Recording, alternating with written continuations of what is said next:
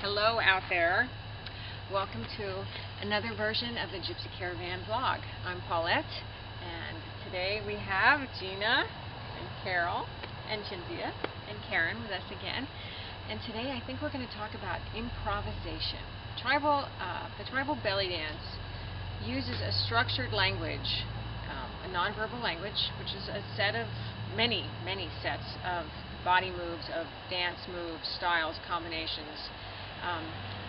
And then once you have that structured language, we use the idea of improvisation. So it's not true improv in that we're not making things up on the spot, but we're using a language that we know and pulling them out so that there's a leader and a follower, and the leader will do an improvisational number of moves, and the followers can learn how to watch the body, listen to the music, the leader listens to the music, and then we move together, and it becomes this beautiful synchronistic movement, like one big entity, whether it's one body or two bodies or four bodies or 8 bodies or 20 bodies.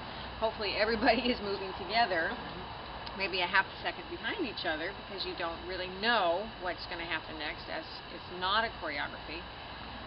But improvisation is so powerful, and I've always said if you can improv, you can, your life is going to be just full and magical, and you can take over the world. You can change the world with improv, because it's very quick problem solving.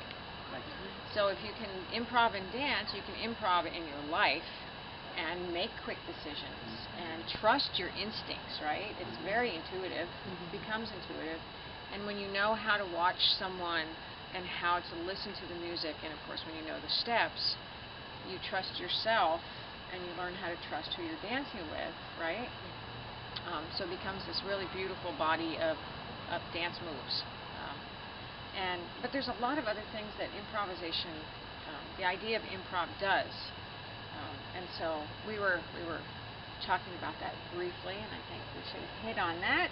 Well, I think one of the things that it does is there's definitely an energy exchange. So when you have a leader and then the rest of you are following the leader, you're watching the clues, and so it might be something as subtle as a lift wrist or something, but you watch another dancer and anticipate what they're going to do, and in that process you're exchanging energy with that person, and it really brings the energy of the piece up when you do that, versus a choreography where you're sort of in your own head and you've memorized a piece and you're going through the motions. I mean, those can be beautiful as well. Absolutely. But the energy is really uplifting for me personally, and it also keeps my brain sharp on many levels outside of dance too, as you mentioned. And so what about that? What about that brain? It's brain food. Yeah, well, one of the things too that you get to learn every time you dance, you get to learn it new. So it's not just something that you memorized and you learned and then you are trying to apply it, but you have to learn it afresh each time you dance. And if you do try to anticipate what the dancer is going to do because you think oh yeah, that's what comes after that, that's where you have to bring yourself back in the moment.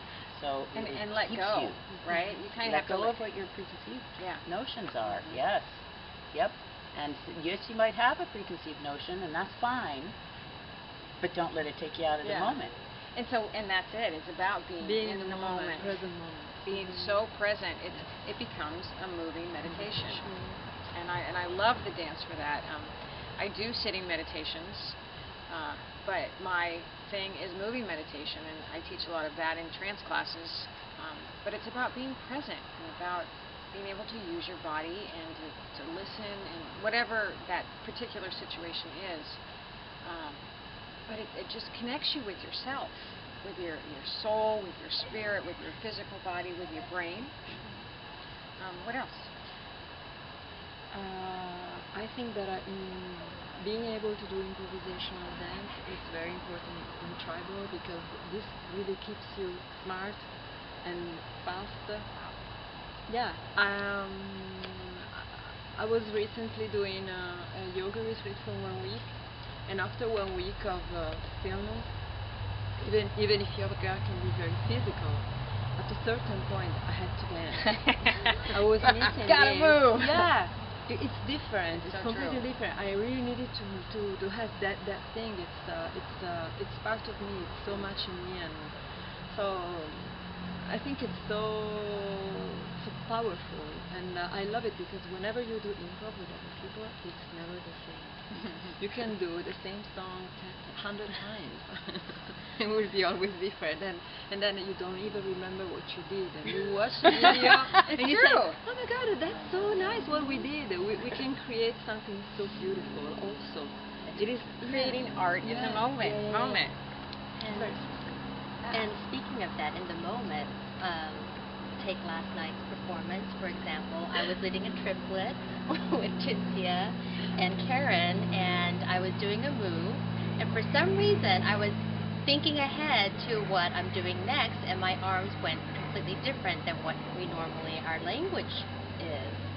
But the two of them followed me perfectly. Because And you were that's synced yes, up. Your yes. bodies were synced up into Yes. that one entity. And I had And because I trained them, and they're Yes. really good. But improv allows you to make those quick, lightning-fast adjustments that is necessary because we are not a highly choreographed. Right. Well, And and you don't have to be so caught up. Yes. I mean, obviously there is a structure, which is really important. But again, it's that ability to let go and flow with who you're dancing with, which is why you can dance with someone that you don't know very well because you For know 3 days. because you know well, but you've both been dancing the same language. Yeah. That's the point. Yes.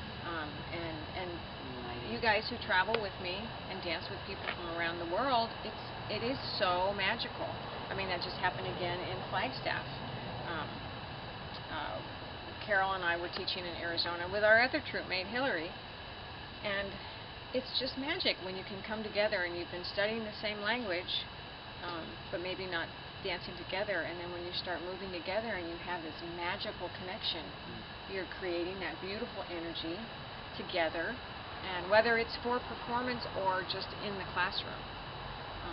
This happened to me when I did the Siesta 3 and 4, when I met Nina and Hillary and Amanda for the first time. And that's So- my Collective Soul certification course. So we met for the CS 3 and 4, and I was shocked, and I said, these people live completely far from me. I never met them, and we were during the class, and we were dancing together, and it was really a big surprise. I was telling everybody about this. I said, if you don't try, you cannot understand this thing. It's so powerful. And it's so beautiful. And it incorporates all those things we were talking about, the body strength and the agility and the brain function, the improvisational whatever. It's just encompasses everything. It just makes us feel so fabulous. You really have the idea that you are part of a big something. So we are always used to think about ourselves, our ego, our single being. And when you do this, you realize that it's like we are all the same. And it's not just about us. No, it's really, you forget everything. It's just being there. So the beautiful. barriers that we've learned all our lives to build up for ourselves can come down when we're with each other, and so beautiful because that makes it fluid.